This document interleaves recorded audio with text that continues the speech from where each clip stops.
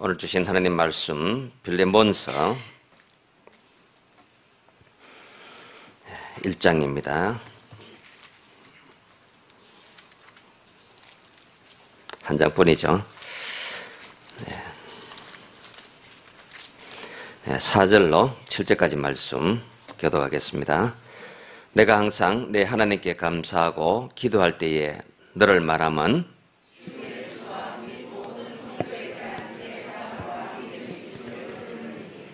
이로써 내 믿음의 교제가 우리 가운데 있는 선을 알게 하고 그리스도께 이르도록 역사하느니라.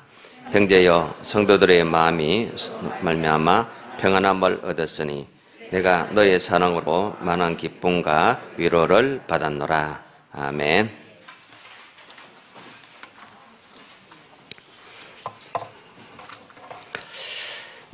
우리 옆 사람과 인사 나누겠습니다. 당신 때문에 늘 신앙에 힘을 얻습니다. 그렇게 하면 인사하겠습니다.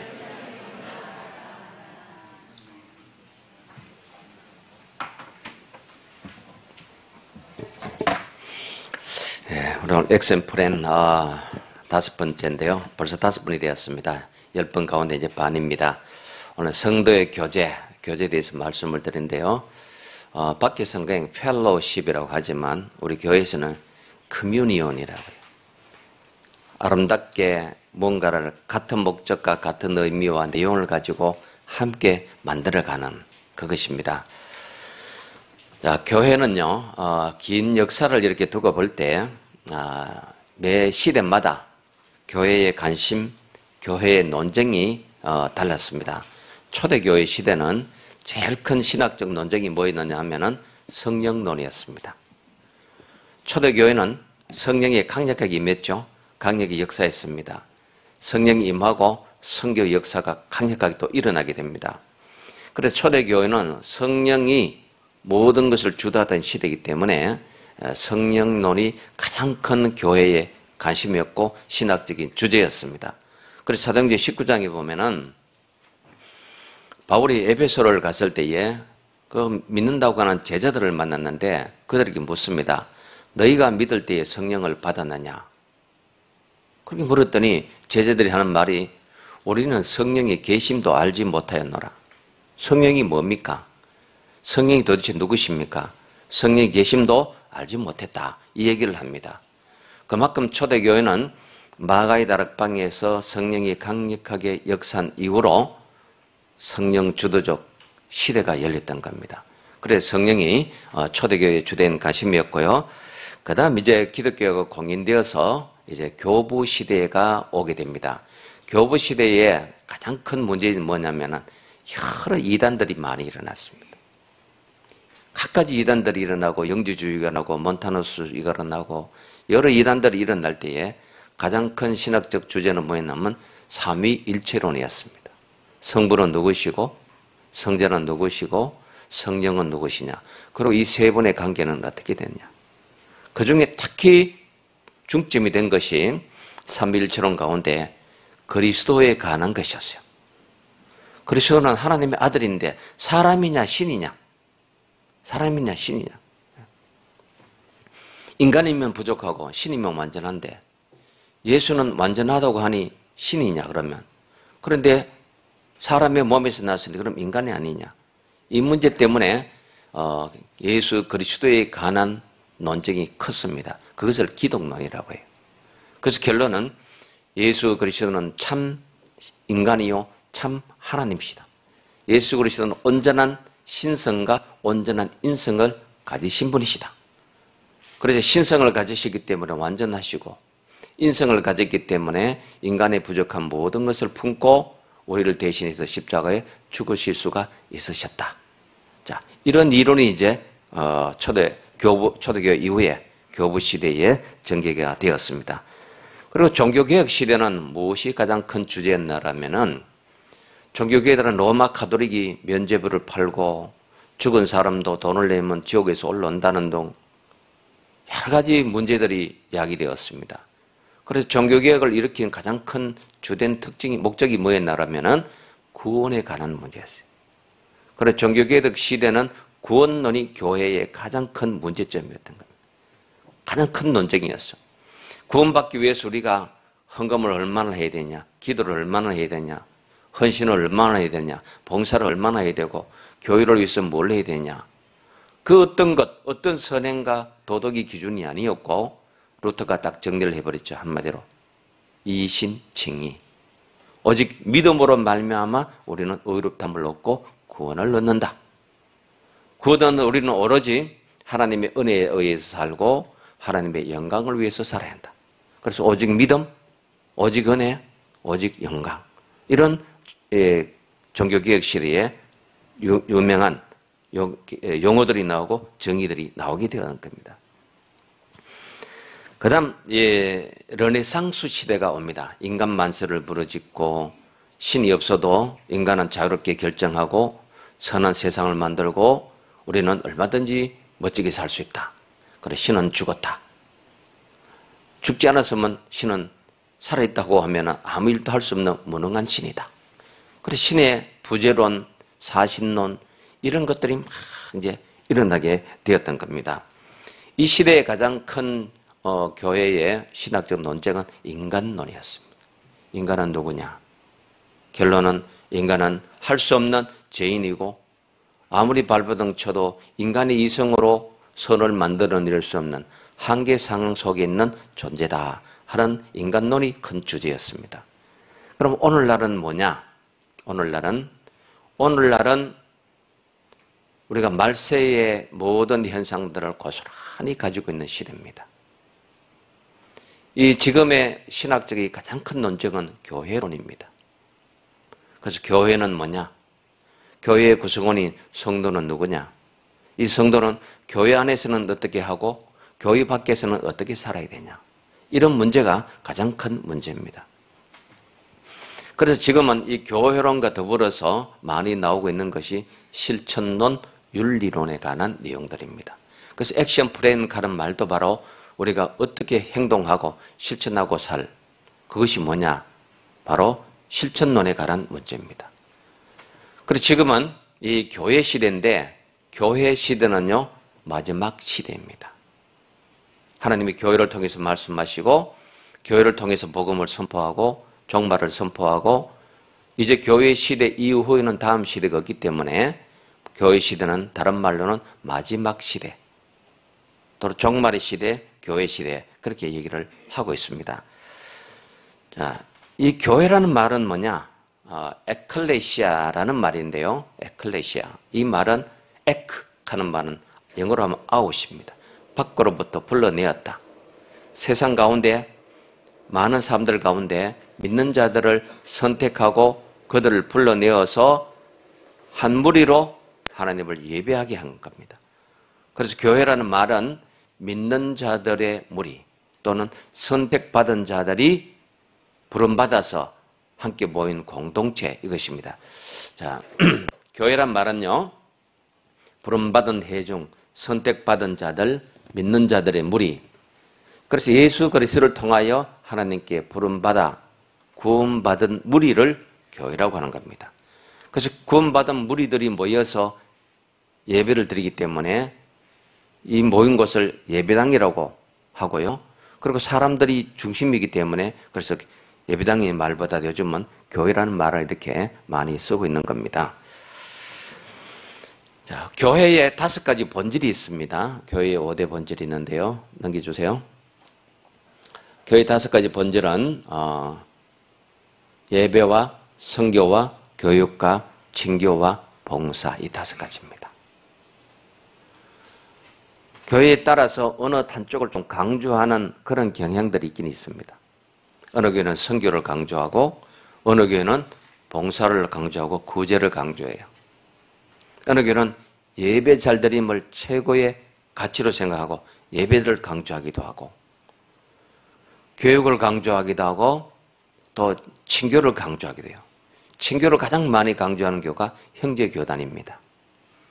이 형제교단은 우리는 하나님의 가족이기 때문에 교회라는 것은 하나님의 가족의 만남이고 모임이기 때문에 친교를 잘해야 된다. 그래서 우리가 교회에서 식사하는 것도 바로 이 친교를 강조하기 때문에 그래서 함께 밥을 먹고 함께 교제를 나누고 그러는 겁니다. 자, 교회는 잘 보세요. 하나님 믿으러 왔다가 사람 때문에 떠나는 경우들이 많습니다. 하나님을 믿으러 왔는데 사람 때문에 실망을 해요.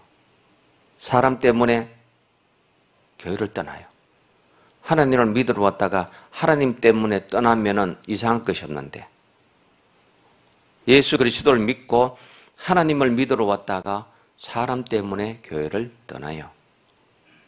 왜 그럴까요? 교회는 거룩한 하나님의 피로 값주고 사신 공동체이지만 모인 우리 한 사람 한 사람은 완전하고 완전히 거룩하고 온전하지 않기 때문에요. 그래서 여러분이 교회에 와서 가장 큰 목적을 어디에 두냐 하면은 하나님을 믿고 예수 그리스도가 나의 구주심을 받아들이는 여기 있는 겁니다. 그래서 교회에 와서 누군가가 마음에 안 든다. 누구 때문에 교회 못 가겠다. 그리고 교회를 떠나면 신앙의 관점, 포인트가 잘못된 겁니다. 어느 곳을 가보세요. 마음에 안 드는 사람은 꼭 있습니다. 못마땅한 사람 어디나 있습니다. 세 사람 모이면 두 사람은 짝짝 한 사람은 딱 들이잖아요. 그래서 교회는 하나님을 믿으러 왔는 이 목적을 분명히 알고 사람 때문에 내가 신앙을 손해보고 신앙을 잃어버린 일을 당하면 안 되는 겁니다. 누가 믿다. 누구 때문에 교회를 못 가겠다. 그 사람 꼴 보기 싫다. 아직 신앙이 제대로 거듭나지 않은 겁니다. 그래서 그런 분들은 신앙이 거듭나야 돼요. 신앙이 회개해야 되는 겁니다. 교회는 많은 사람이 모여 있는데 다 거룩하고 다 완전하고 다 온전한 사람들이 절대 아닙니다. 다 생각이 다른 사람들이 함께 모여 있는 겁니다. 같은 성경 말씀을 같은 설교자가 똑같이 해도 듣는 거는 각자 다 다르게 들어요. 자기 듣고 싶은 것만 골래 들었기 때문에 만나보면 다 다른 겁니다. 그래서 교회는 완전한 공동체를 지향하지만 완전함을 향해서 가는 도중에 있기 때문에 여전히 불평도 있고 원망도 있고 여전히 다툼도 있고 사람 간의 갈등도 있는 거예요. 전 세계에서 가장 건강하다고 평가받은 윌로 클리닉 처치, 윌로 클리닉 교회가 있는데요. 이 교회가 외주의 업체에 컨설팅을 줬습니다. 3년 동안 이 교회의 모든 것을 조사해달라. 조사를 했습니다. 가장 모범적이고 가장 좋은 교회라고 평가받는 그 교회에도 15%의 사람들이 언제든지 틈만 되고 기회가 되면은 다른 교회로 가려고 그렇게 마음을 먹고 있더라는 거예요. 그 시일만 되면 누구하고 부딪히고 무언가가 못마땅한 일이 생기면은 다른 교회를 가겠다고 그 마음을 품고 아직 완전히 발을 들어놓지 못하고 완전히 자리에 앉지 못하고 그러면서 예배를 드리고 오고 가고 하더라는 겁니다. 그래요. 아무리 완전하고 좋은 교회를 할지라도요 늘 불평거리가 있고 원망거리겠는 겁니다. 그래서 수볼자 목사에게 유명한 이런 일화가 있습니다. 한 사람이 찾아왔어요. 목사님, 이제 제가 북부 지역으로 이제 이사를 가게 되었습니다. 그쪽 교회에, 그쪽 지역에 완전한 교회 한 군데를 소개해 주시죠. 완전한 교회를 소개해 달래요. 그래서 수볼자 목사님이 이렇게 말합니다. 완전한 교회가 없습니다. 설령 완전한 교회를 발견하더라도 당신은 가지 마시오. 왜 그렇습니까? 당신이 완전한 사람이 아니기 때문입니다. 당신 때문에 그 완전한 교회는 무너질 겁니다. 그래요. 우리 각자는 완전하지도 않습니다. 뭔가 괜찮은 척하고 뭔가 폼을 잡지만요. 죄짓기는 다 쉽고 유혹당하기에는 다 한순간에 무너지는 허약한 존재들입니다. 말은 번지름하게 해도 속은 어떤지 모르는 사람들이에요, 우리가. 그렇기 때문에 사람에게 시험 들지 말라는 뜻입니다. 누구 미워하지 말라는 거예요. 우리 천국 가면 다 만날 하나님의 백성들이잖아요. 누구 때문에? 신앙이 시험 들고 신앙이 마이너스가 생기고 신앙 손해보는 짓을 왜 합니까? 하나님을 믿으러 왔으면 하나님 잘 믿으면 되잖아요. 평가 좀 그만해야 됩니다, 이제. 누가 어떻고 저떻고 그 평가 그만하고 나나 잘 간직하고 내 신앙이나 잘 키우면서 내 영성을 살리는 거기에 집중을 해야 되지. 누가 어떻고 저떻고 자꾸 그거 보고 내가 마이너스 나는 일을 자꾸 할 필요가 전혀 없다는 뜻입니다.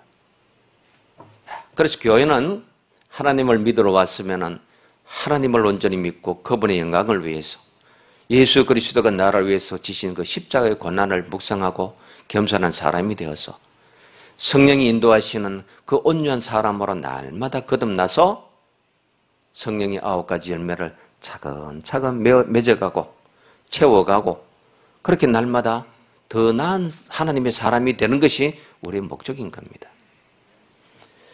자, 우리는 가족인데요. 영적 가족입니다. 우리는 그리스도 안에서 누가 되었어요? 하나님의 가족이 된 겁니다. 자, 이런 우리가 교회에 모여서 하나님의 가족을 함께 예배드리는데요. 근데 이 시대는 자, 교회의 시대라고 했죠. 교회의 시대는 마지막 시대라고 했는데 마지막 시대는 어떤 때인지 우리 디모데 후서를 한번 보겠습니다. 예. 자, 앞에 성경을 한번 보시죠. 우리 찾는데 시간 좀 걸리니까. 자, 체크는 해 놓으시고요. 자, 디모데후서 3장 3절에서 5절을 보면은 너는 이것을 알라. 말세에 고통하는 때가 이르렀다. 말세에 고통하는 때. 이때는 어떤 특성이 있느냐? 보세요. 사람들이 자기를 사랑합니다. 돈을 사랑합니다. 자랑하기를 좋아합니다. 교만합니다. 자랑하고 교만하고 비방합니다. 또 부모를 거역하죠. 요즘 어떤 시대가 되었는지 부모를 거역하는 것도 흔히 일어나는 일이지만은요. 서울의 지하철을 타보니까요. 자녀에게 학대당하는 부모들 신고하라는 전화번호가 따로 있더라고요. 자녀에게 학대당하는 부모들 그 신고처가 따로 전화번호를 거단하게 일어놓고 이럴 경우에 신고하세요 하고 쭉 써놨더라고요. 그걸 보니 가슴이 아프더라고요. 자, 이 반대도 얼마나 많아요. 툭하면 자기 아이인데도 굶기고 때리고 칼로 유협을 하고 가방에 넣어서 죽이고 놔두고 게임방에 가서 3일 동안 게임하다가 도로내 아가 굶어 죽고 이런 비정한 시대입니다. 매정하고 그리고 자기밖에 모르는 자기만 사랑하는 이런 이기적인 시대입니다. 그래서 부모 거역하고 제일 많이는요 감사하지 않습니다. 사람들이 감사를 자꾸 잃어버리죠. 그리고 거룩하지도 않습니다. 경건의 모양은 있지만 경건이 다 없어요. 무정하죠. 원통함을 풀지 않습니다. 한번 속상한 일 딱 만나면 이거 안 풀어요. 죽을 때까지 가져가요. 그래서 교회 안에 사람들이 흔히 하는 농담이 이겁니다. 안 믿는 사람들 막걸리 한 잔 먹으면 다 풀릴 것을 교회 사람들은 안 풀고 산다는 거예요. 저거 한번 미우면 끝까지 미워하고 싫으면 끝까지 싫어하고 그 사람 있으면 안 가고 참여 안 하고 밥도 같이 안 먹고 왜 그리스도인들이 그래야 됩니까? 왜 우리가 그리스도의 사랑을 받고 용서를 받은 사람들이 왜 이렇게 무정하고 속상한 걸 안 풀고 못마땅한 걸 못 받아들이냐는 무정하고 원통함은 풀지 않습니다. 모함합니다. 절제하지 않습니다. 사납습니다. 사나워요. 선한 것을 좋아하지 않습니다. 이게 다 말세의 현상들입니다. 그다음 배신하죠. 조급하죠. 자만하죠. 쾌락 사랑하기를 하나님 사랑과 보다 더합니다. 이런 모든 현상들이 말세의 현상이에요. 뭐 홍수가 난다, 지진이 난다, 천재지변이 일어난다. 그것만이 말세의 현상이 아니고요. 그래서 아날도 토이비는 그랬어요. 지옥을 우리 안에서 창조하고 있다. 우리가 지옥을 스스로 만들고 있어요. 오늘 아침에 교회 오는데요. 어제 그렇게 비가 퍼부었잖아요. 하늘이 깨끗한 거, 공기가 깨끗한데 이렇게 청소된 걸 보니 얼마나 좋은지요. 이렇게 좀 싹 쓸고 회개도 싹 그렇게 해버려서 좀 이런 하늘과 이런 공기가 그대로 좀 있었으면 좋겠다 싶더라고요. 우리가 편하려고 얼마나 많이 차를 타고 다닙니까? 이 차이나 매연보다 더 큰 문제가 뭔지 아세요? 타이어 따른 겁니다. 타이어 따른 거. 그 많은 차에 타이어가 다 따라가지고 여러분 방 닦아 보면 시커먼 게 그게 매연이 아니고 타이어 가루라는 거예요. 그걸 다 마시고 있죠. 그게 코에 들어가죠. 폐에 들어가 붙죠. 편하자고 하는 그 모든 일들이 얼마나 이렇게 세상을 오염되게 만듭니까? 자, 그래서 결론이 이렇게 말합니다. 경건의 모양이 있으나 경건의 능력은 부인하는 이 같은 자들에게서 너는 어떻게 하라? 따라가지 말라는 거죠. 더 이상 이런 삶을 살지 말고 따라가지 말고 돌아서라. 그래서 우리 그리스도인들은 여기 있는 모든 것에서 돌아서야 됩니다. 속상한 것, 못마땅한 것, 마음이 안 드는 것, 평가하는 것 이런 것에 다 돌아서서 우리는 하나님의 가족이고 영적 가족이기 때문에 서로 사랑하고 친교하고 이해하고 받아들이는 이것이 성도의 우리의 삶입니다. 그래서 천국은 우리가 가서 누리지만 성도의 교제는 천국을 여기서 누리게 해준다는 겁니다. 그래서 성도의 교제가 교회의 5가지 본질 중에 속하는 겁니다. 자, 그 다음 좀 볼까요? 요한 1서의 말씀인데요.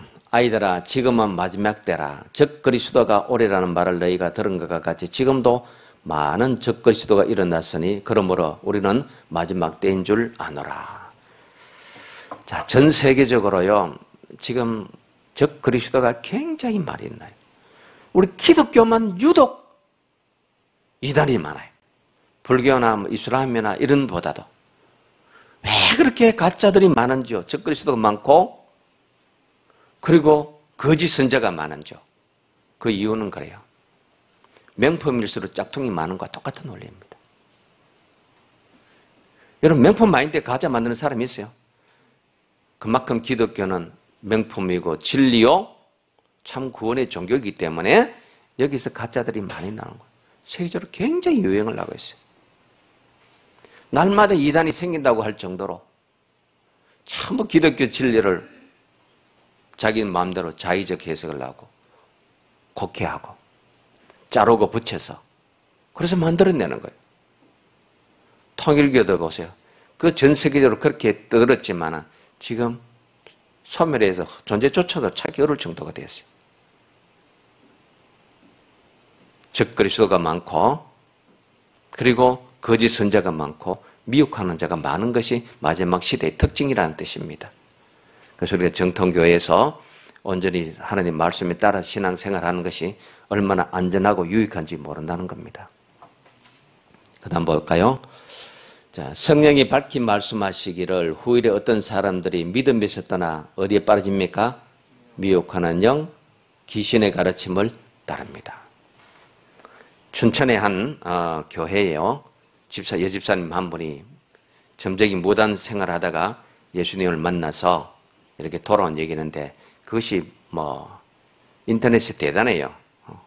그래서 그분의 얘기 들어보니 아주 신앙적으로 잘 이렇게 온전히 돌아섰더라고요. 제가 다 들어봤어요. 그래서 우리 교회 가을에 간증 때 한번 모실까 했지만 3년치가 예약이 잡혀서 올 틈이 없대요. 그리고 또 이분이 집사이기 때문에 목사님의 허락을 받고 움직이시더라고요. 그래도 얼마나 건강한 모습이에요. 자기 마음대로 돌아다니고 이러면 또 미혹되기도 쉬운데 미혹하는 귀신의 영에 썰렸던 그 얘기를 차근차근 그렇게 해요. 얼마나 미혹하는 영, 나는 모릅니다. 내가 미혹당한지 안 당하는지, 사탄이 나를 시험하는지 안 하는지 나도 모르는 사이에 다 끌려가요.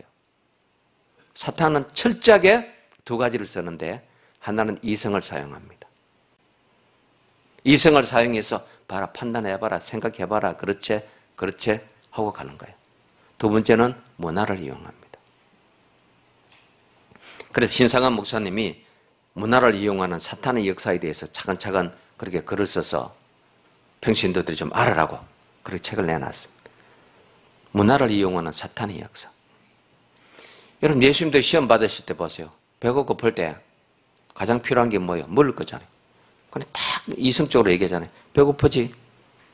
밥을 먹어야지. 이 돌돌로 떡이 되게 해봐. 그래서 사탄은 우리를 미혹하는데 얼마나 이성적으로 합리적으로 얘기해요. 그래서 교회가 이성이 들어오고 합리가 들어오고 그래서 뭐가 밀려났느냐? 성령이 밀려나고 영적이고 초월적인 것들이 밀려나 버렸어요. 이성감은 합리하면 우리는 다 그렇지 그렇게 해야 되지. 그게 상식이지. 그러지만요. 그 이성의 위험한 게 얼마나 많습니까? 제가 수요일 때 한번 말씀드렸죠. 사실만으로도 거짓을 만들어낼 수 있다. 사실만으로도 거짓을 만들어냅니다. 한번 볼까요? 어떤 사람이 청년이 이제 면접을 봅니다. 근데 면접관이 이렇게 물어요. 자네 학교 다닐 때 선생님에게 반감을 가지고 선생님을 미워해 본 적 있느냐? 여러분 있습니까? 없습니까? 선생님이 못마땅하고 선생님이 대들고 싶고 한 대 맞으면 속에 욕도 하고 그러잖아요. 있느냐? 있습니다. 부모가 아버지가 못마땅하고 아버지가 하는 일에 화를 내고 아버지에게 대들은 적이 있느냐? 반항한 적이 있느냐? 있습니까? 없습니까? 있단 말이죠. 이 사회가 확 뒤집어졌으면 좋겠다. 저런 인간들이 다 죽고 사라졌으면 좋겠다. 그런 마음을 우리가 청년 때 한두 번 품습니까? 안 품습니까? 세상이 달라지기를 바라고 뒤집어지기를 원하고 그런 마음이 있단 말이죠. 이게 사실입니다. 그런데 이렇게 결론냅니다. 저놈은 선생에게 대들고 부모를 반역했고 사회가 뒤집어지기를 바라는 그런 놈이다. 말이 되잖아요. 사실만으로도 거짓을 얼마든지 만들어낼 수 있는 거예요. 사실만으로도 악을 만들어낼 수 있다는 거예요. 사실 아닌 건 없습니다. 그러나 이 청년이 아버지에게 그런 마음이 들었다 할지라도 아버지 생일 되면 선물 갖다 드리고 아버지 안고 감사하다고 아버지가 자기를 위로해 줄 때 용기를 얻고 힘을 얻고 얼마나 많아요. 선생님이 가르쳐 주신 스승의 은혜 감사해서 고마워하고 졸업할 때 눈물을 흘리고 그런 것도 있단 말이죠. 그것도 사실이잖아요. 그런데 그런 거는 다 빼버리고 자네는 선생에게 대들고 부모를 거역하고 사회에 반항적이고 그런 인물이네 이럴 수도 있다는 거예요. 사실이지만 그게 뭐예요? 거짓이라는 겁니다. 그래서 이성이라는 것이 우리가 이성적으로 합리적으로 뭘 해야 한다지만 그게 얼마나 많은 함정이 있는지 모른다는 거예요. 그래서 교회 안에 지금 이런 것이 많이 들어와서 교회 안에 성령 주도적이고 영적이고 초월적인 역사가 제한되고 잠재되고 밀려나고 이러고 있는 시대입니다. 자기 양심이 화인을 맞아서 외식함으로 거짓말하는 자들이 얼마나 많은 세상이죠. 그래서 앞에 우리가 본 것처럼요. 교회는 하나님을 믿으러 왔기 때문에 하나님을 잘 믿으면 돼요. 예수 그리스도가 나에게 어떤 분이시라는 걸 나의 구주 되신다는 그 그리스도를 온전히 만나면 되는 겁니다. 그리고 성령이 내 마음을 주도적으로 다스려 주시고 임재하셔서 나를 이끌어 주시기를 성령의 임재와 이끄심을 구하면 됩니다. 그렇게 하면 우리는 다른 모든 것을 다 몰라도 관계없어요. 자, 다음 말씀 볼까요?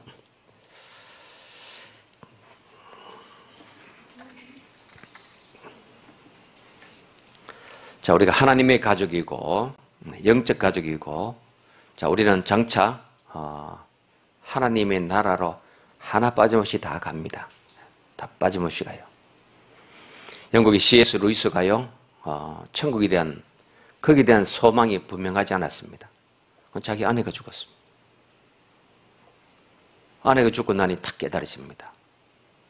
천국은 나에게 이제 낯선 곳이 아니다. 내 아내가 가서 기다리는 내 집과 같은 곳이다. 그리고 나중에 또 친구가 하나 죽었습니다. 그래서 이번에 이렇게 말해요. 천국은 내게 너무나 익숙한 곳이다. 나를 사랑하는 아내와 나를 반갑게 맞이해 줄 친구가 있는 그 천국이 내게 얼마나 익숙하고 편안한 곳인지 모른다는 것이에요. 그래요. 우리는 모두 다 어디로 갑니까? 하나님 나라로 갑니다. 딴 길로 가지 않습니다. 그래서 이것을 정리를 하고 신학적으로 용어로 말하면 우리 그리스도인에게는 제2의 선택이 없다. 그렇게 말하는 거예요.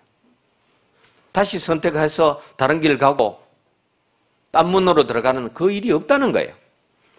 제2의 선택이 없기 때문에 유일한 길, 하나의 문만 열고 들어가는데 그것이 천국에 가는 길이고 천국의 문을 열고 들어가는 거예요. 이것을 생각하면 우리 모두 천국 가서 만납니다. 다 얼굴을 볼 거예요. 근데 땅에서 우리가 서로 갈등하고 미워하고 적대시하고 안 보려고 하고 그건 천국 가서 다 부끄러운 일들이 된다는 겁니다.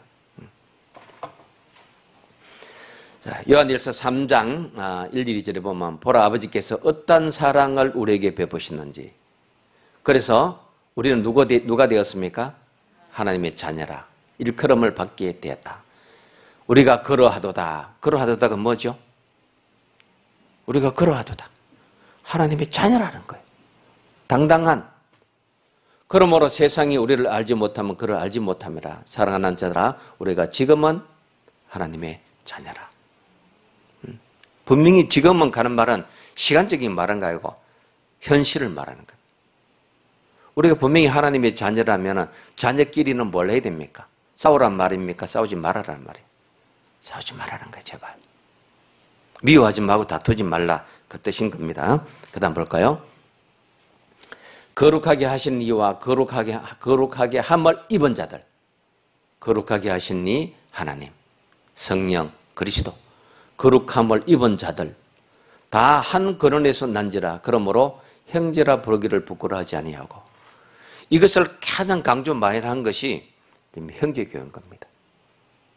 그리고 형제교회는 집사, 직분의 명칭이 없어요. 장로도 없고 뭐 권사 이런 말도 없어요. 전부 남자는 형제고 여자는 다 자매예요. 그리고 형제님, 자매님 말 버리죠. 그래서 우리 장로교회도 80년대까지만 해도 형제님, 자매님 많이 불렀어요. 그런데 교회 처음 오는 사람이 형제님 어서 오세요. 자매님 어서 오세요. 내가 왜 형제고 자매냐. 그게 좀 어색하게 들려서 좀 불편해서 어느 순간에 다 사라지고 없어요. 그러나 아직도 청년들 사이에서는 형제님, 자매님 그렇게 부르고 있습니다. 이게 나쁜 용어가 아닌데 어느 순간에 다 듣기 거북하다. 그래서 사라졌어요. 이르시되 내가 주의 이름을 내 형제들에게 선포하고 내가 주를 교회 중에서 찬송하리라. 그래서 우리 성도는 누구냐? 교회 안에서 형제요 자매가 된 하나님의 가족이요 하나님의 자녀라. 이것을 강조한 거예요. 그래서 이렇기 때문에 뭘 하라는 겁니까? 성도의 친교와 교제를 잘 나누고 살아라. 그 뜻인 겁니다. 여러분 분열은요 자연적이라고 합니다. 나눠지는 것은 자연적이고 일상적입니다. 나눠지는 건 잘 됩니다. 분열은 가만히 있어도 잘 돼요. 그러나 하나 되고 일치되는 것은 많은 노력이 필요합니다. 밭에 잡초도 안 보세요. 안 가꾸어도 잘 자라는 건 잡초입니다. 무성합니다. 무성해요. 제가 새벽기도 마치고 저 강둑을 한 번씩 걷는데요. 그 한 번은 와서 풀이 많이 나니까 싹 잡초 제거를 다 해놨어요. 길을 깨끗하게 해놨더라고요. 계단 내려가는데도 돌계단 싹 이렇게 풀을 제거해서 얼마나 좋았는지요. 한 2주 지나고 나니까 어느새 그렇게 확 자라서 다시 원상태가 돼버리더라. 그렇게 가만 놔둬도 잘 되는 것은 잡초요, 엉컹기요, 가시덤불이요 이런 겁니다. 그러나 채소나 곡식은요 자꾸 가까이 됩니다. 자꾸 가서 손질해야 되고 돌봐줘야 되고 그래야 되는 거예요. 우리 성도도 가만 내버려 두면요 자꾸 분열되고 자꾸 나눠지고 갈등돼요. 그래서 서로 뭘 하라는 거예요? 돌보고 관심 가져주고 서로 자꾸 시간을 내고 하라는 거예요. 전번에 우리 면류관 중에 자랑의 면류관이 있었죠. 서로 교제하고 생제 사랑하는 사람에게 주는 거. 왜? 사랑은 많은 시간이 들기 때문에. 자, 다음 볼까요?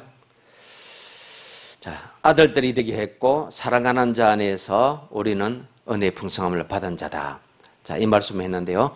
여러분 에베소서를 집에 가서 1장부터 끝까지 쭉 한 6장까지 한번 읽어보십시오. 에베소서는 교회론이라고 말해요. 교회론의 핵심은 성도들입니다. 성도들 간에 어떻게 우리가 지내야 할지를 얘기한 것이에요.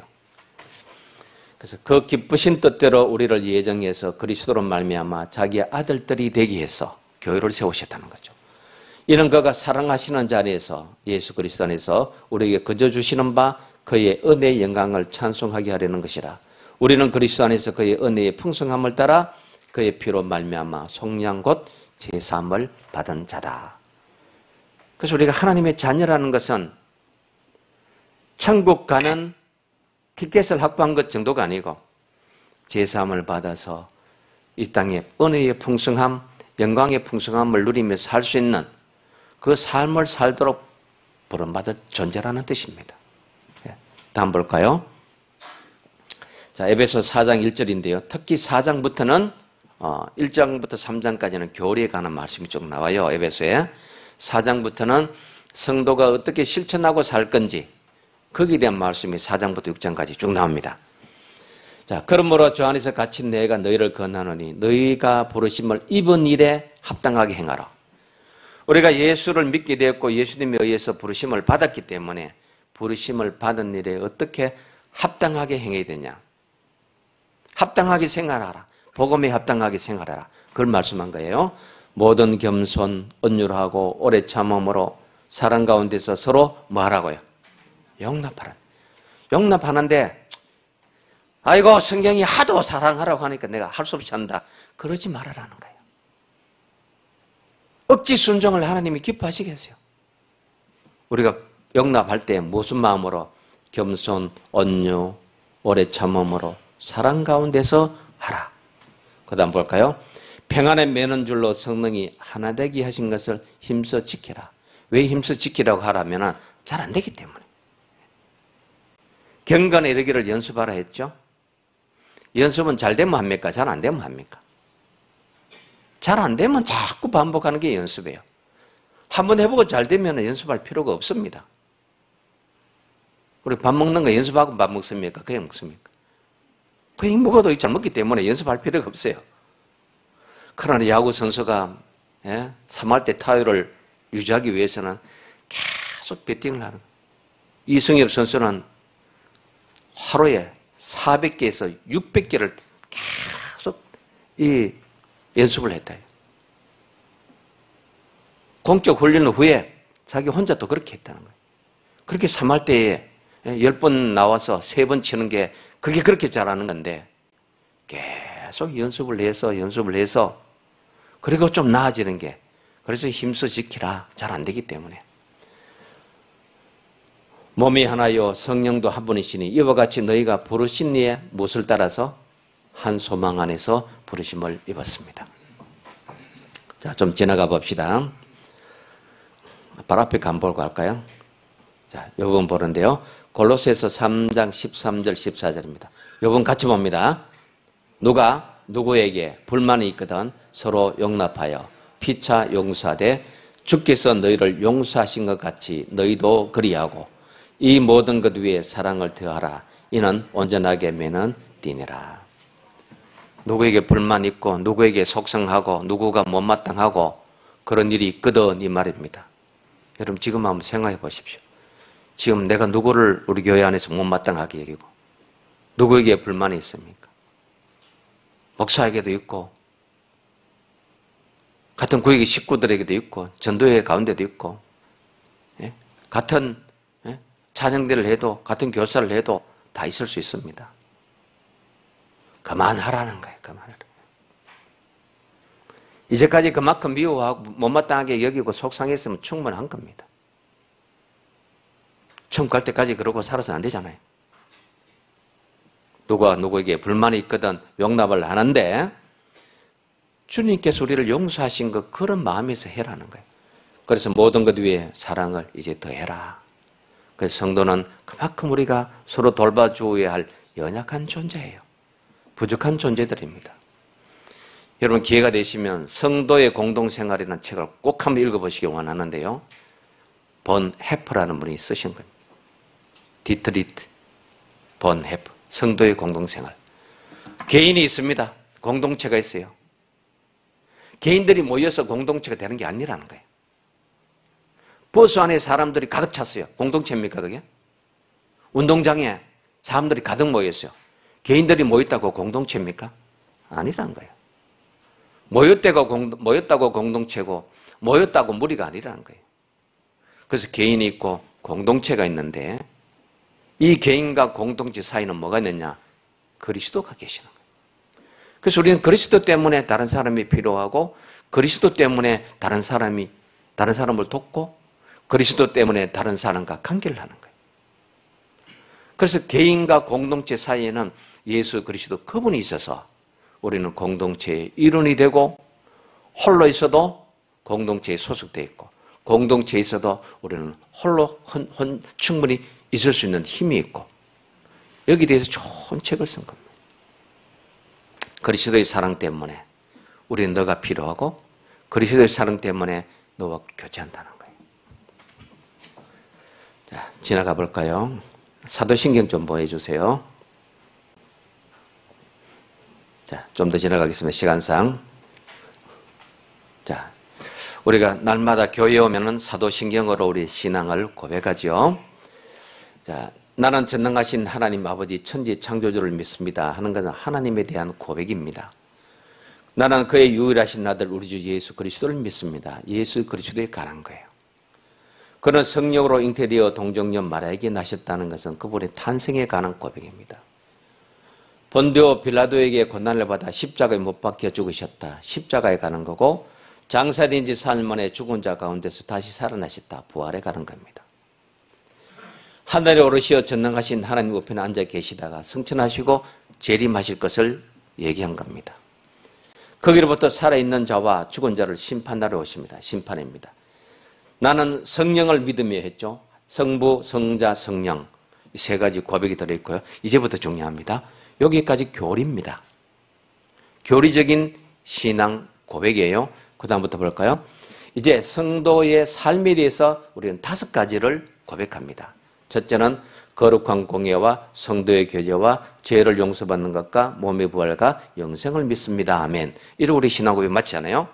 이 5가지는 앞에 교리에 기초해서 우리가 무엇을 믿고 어떻게 살아야 할지를 정리해 준 거예요.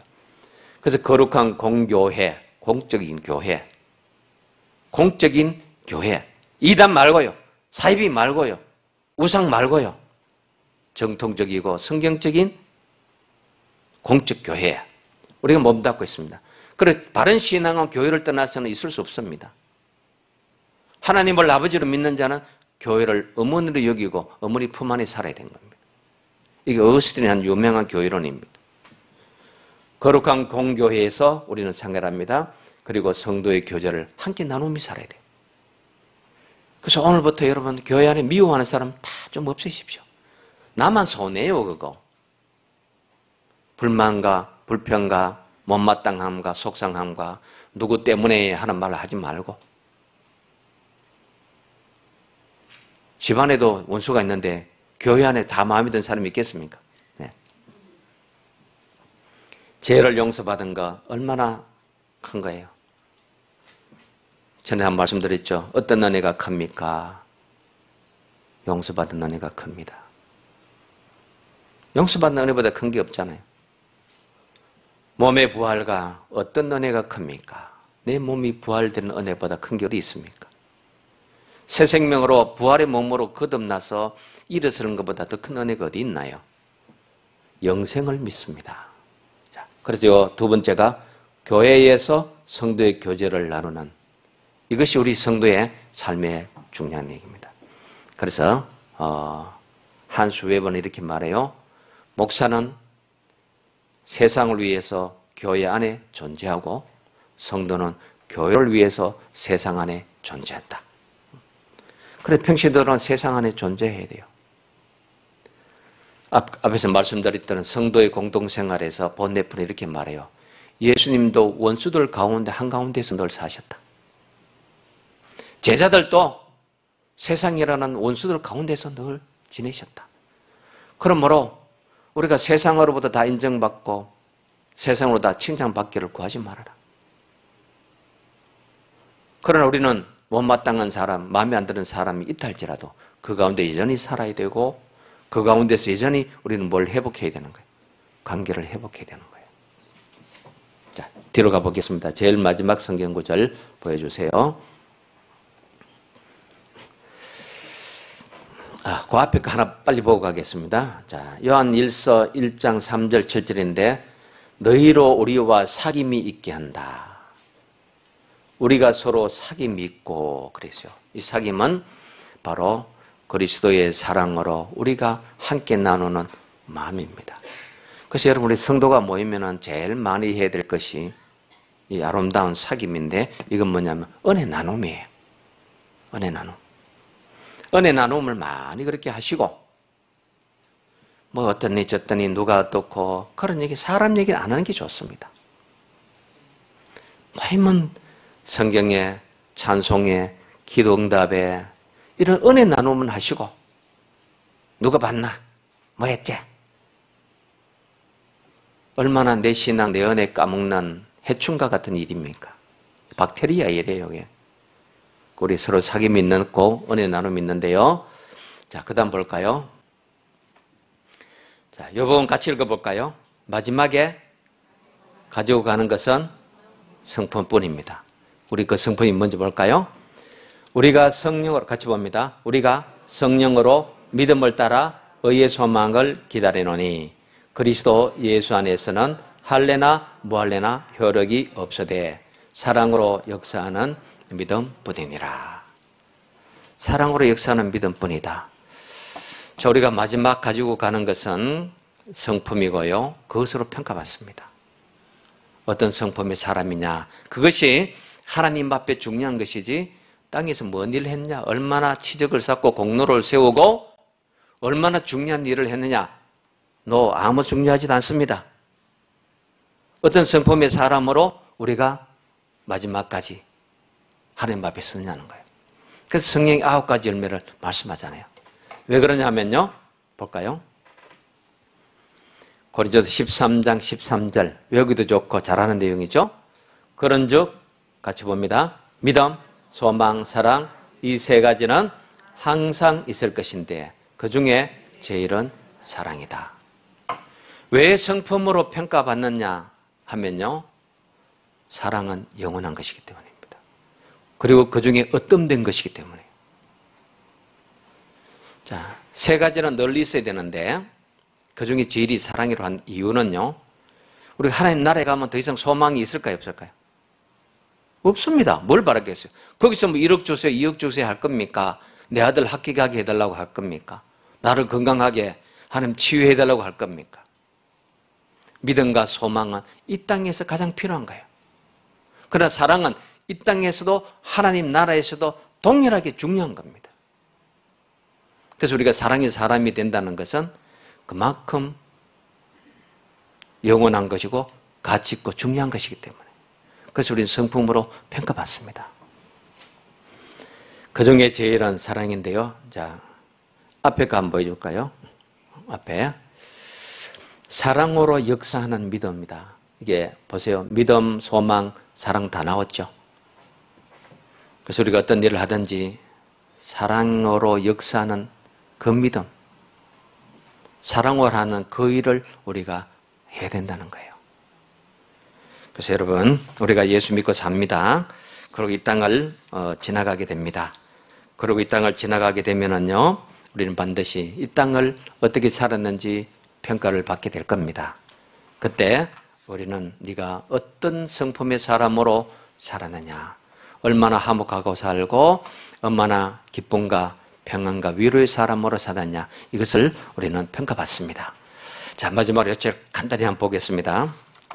우리 교재 5번 보세요. 5번 14페이지. 자, 1번 같이 한번 볼까요? 죽은 나무에 봄이 오지 않습니다. 살아있는 신앙은 생명의 은혜를 나누는데 내 신앙이 죽으면 절대 은혜 나눔 못해요. 성도의 교제는 하나님과 잘 교통하는 데서 이루어지고요. 성도의 교제는 거룩성을 지키는 데 있습니다. 그래서 우리가 모임에 잘 참여하며 진실한 교제를 나누게 되고요. 그래서 사적인 개 모임과 같이 성도 간의 모임을 만들지 말라는 거예요. 제가 보니 우리 교인들 가운데도 개 하는 분들이 좀 들어 계시던데, 예. 우리 성도는요, 그런 거 안 하는 게 좋습니다. 뭐 다단계, 개, 이런 거요. 자, 교제 시 은혜 나누기를 하고 상처는 주지도 말고 받지도 말고요. 우리 모두가 하나님의 가족이기 때문에 서로 돌아보고 모이기를 힘써야 됩니다. 자, 옆에 볼까요? 우리는 언제 어느 곳에 있든지 누가 되어야 합니까? 화해자가 됩니다. 그래서 할 수 있거든 너희는 모든 사람과 더불어 화목하라는 일에 힘쓰고, 이 교제의 힘은 고통과 고난과 역경 속에서도 평안을 얻을 수 있는 그것이 바로 교제의 힘입니다. 그래서 성도를 만나면 힘을 얻어요. 하나님의 말씀을 들려줄 사람이 내 옆에 있는 거예요. 내가 기도했는데 다른 성도를 통해서 기도 응답을 들을 때가 있습니다. 그게 바로 교제의 힘입니다. 그리고 여가 된 사랑으로 하라는 거죠. 하나님의 사랑이 여가 되어 이웃 사랑을 하고요. 누군가 사랑하면 그 사랑이 나를 복되게 해줍니다. 여러분, 사랑받는 것보다 사랑하는 게 제일 좋아요. 그래서 어떤 목사님은 당신은 사랑받기 위해 태어난 사람, 이거 잘못됐다고, 이거 모르면 안 된다고 막 그런 분들 계세요. 사랑하기 위해 태어난 사람, 그게 제일 좋다는 거죠. 사랑하기 위해서 태어난 것. 자, 용서하고 사랑하면 내가 먼저 치유되는 것이 내적 치유입니다.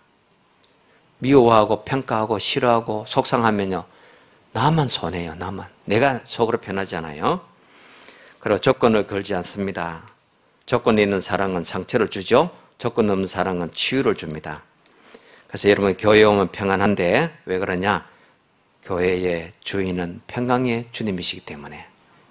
그래서 세상에서 주지 않는 그 평안을 여러분 교회 안에서 회복하고 성도 간의 교제를 통해서, 성경 말씀 결론이 났었죠. 사랑으로 역사하는, 믿음을 따라 사는 여러분 되시기를 축원합니다. 할 수 없는 죄인, 용서받은 죄인인 것을 깨닫고 스스로 겸비하게 해 주시옵고, 교만하거나 자만해서 평가하고 비평하고 형제의 마음을 상하게 하는 죄들 되지 말게 하시고, 너로 말미암아 평안을 얻고 너로 말미암아 선을 이루고 너로 말미암아 그리스도에게 더 가까이 가게 되었다고, 나로 말미암아 믿음의 덕을 세우게 되었다고 평가받는 저희들로 삼아주셨고 세워주셨고 주의 성령이 인도하여 주옵소서. 예수님의 이름으로 기도드립니다. 아멘.